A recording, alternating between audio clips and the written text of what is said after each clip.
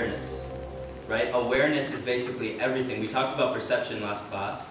Everything you read, like if I read a book and I gave the child the same book, right? We probably would take two different things out of that book. But really, the book still exists. Everything in that book is already there. So it's only the awareness that's limiting me of what I can take from that book.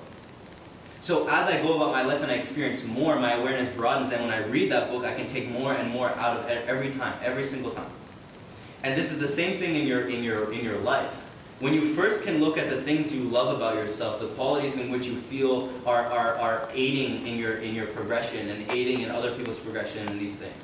Firstly, we need to realize that all these principles, focus, discipline, self-preservation, self-respect, any principle you ever want to name, comes from one, it comes from love, it comes from life, it comes from a natural flow. Everything is just a derivative or a subversion of that. Because if you love everything, you're gonna be disciplined, you're gonna have self-respect, you're gonna treat people with compassion. It's simple. So that's how we can get to a more simplistic viewpoint.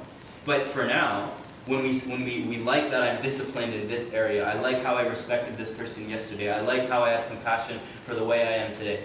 These aspects of yourself are things that are just, you need to cultivate in the sense of awareness, broadening that which is already there, not adding anything. We're not trying to add, because the more you get into a concept of addition, you feel like you're not enough. I need to read 10 books by tomorrow, I need to have all these principles cultivated by next week, I need to lose this amount of weight, all these things, right? And it's not to say that you won't do these things, that's not what I'm saying. What I'm saying is that it's only about awareness, in a sense of almost moving backwards, because the majority of ancient cultures view time as backwards, not forwards. I'm remembering, I'm realizing more of that which already exists.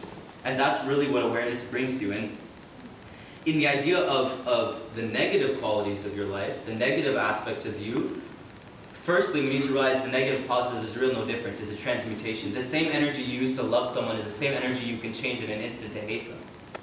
The energy is the same. It's just where you're placing your attention, where you're placing your focus, right? So there's no elimination of anything. You don't need to eliminate my bad habits. I don't need to eliminate how I treat that person. I just need to accept it. Because acceptance is what is the gateway for you to transmute it and transform it. So I acted this way to this person. I can transfer that and act in compassion in another sense, but not eliminate it, because it's still a part of me. I'm going to see it tomorrow, someone doing it to somebody else, right? So with this awareness, if we understand that, okay, when I've realized some bad habit that I've had, I've realized that I need to change it. How many times have we changed it that moment, that instant, and it never happened again? Never. Ever. It doesn't work that way. What happens is that 2 years down the road, when you continuously still made the same mistake, you actually just made it to a lesser degree. It's the same little mistake or same habit that you've been trying to get rid of, but it's just a lesser degree of how it was before. And over time, you can see that gradual progression that's occurred.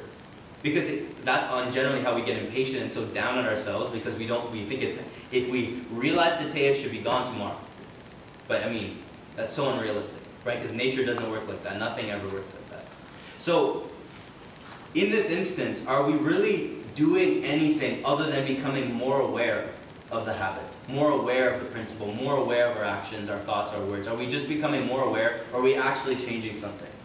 This is a question we need to pose to ourselves, because in the idea of quantum physics or quantum theory, this is something that's being proven more and more every day. In a quantum study, they believe that everything, in all possibilities, all probabilities, exists now. Infinite. So you being the highest version of yourself or the lowest version of yourself exists already now. And that when you acted with extreme courage, or you acted with extreme hatred, it was only you expanding or contracting your awareness. So the moments in which you had absolute courage and you acted like you never even thought was possible, you don't even remember it, it was like a wash. That's when you expanded your awareness to such a degree where it was almost, I mean, if your awareness is generally like this and you expand it to this, it's gonna come back. It can't stay like that because you're not used to it. But you can slowly work at expanding that awareness more and more so it stays like that at a consistent level. Because the same level you can go down. You have those bad days where your awareness is contracting. You think everything is my life, everything is terrible, and you're in this little bubble where everything in your life is just, the world is ending. right? Well, of course it's not. So really it's just an expansion of awareness, an expansion of what you're already understanding of in your life. Not any sort of addition or something will happen by this date or more things can happen for me tomorrow. Everything can happen now if you just expand the awareness. And of course there's steps you can take to do this. You know, when I talked about last week, the idea of, you know, the awareness of your body just comes from moving your body.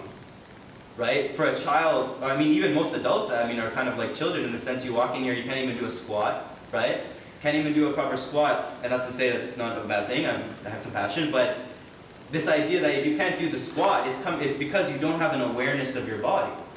When you learn the muscles to cultivate in that squat and then you do the squat, it wasn't you adding muscles to yourself. You didn't add new things, new joints, new anything.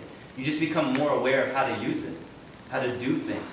So this is the idea. If we can sink into this to a moment, we become whole in that instant realization. We become whole in this idea that we're already enough, right? If you're already enough and you just need to become more aware, I mean, life becomes very simple. Watching your life play out, becoming more aware, realizing that the habits you're repeating are not bad. It's not bad you keep repeating them, as long as you keep becoming more aware that I'm going to make an effort to make those mistakes less. I'm going to learn from these mistakes. I'm going to grow from these mistakes. Change in perception, that's all it is, right? And now, I mean, on a grand scale, on this idea of science, firstly, you know, why is it that, you know, scientists first thought the world was flat, and then they realized it was actually round? But was it round the whole time, or was it flat? Of course it was round.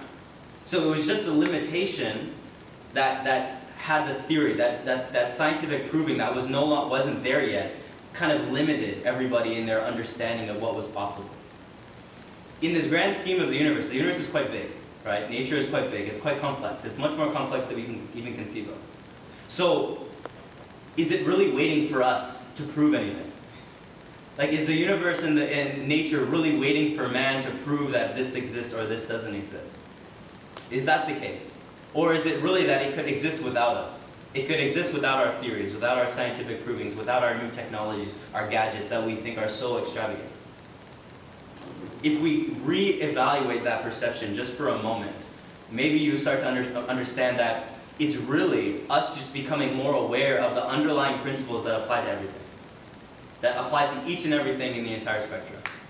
Because all the new studies that are being done, I mean, you're seeing it now with technology, it's like every day there's a new understanding about something. But these somethings are things that already have existed.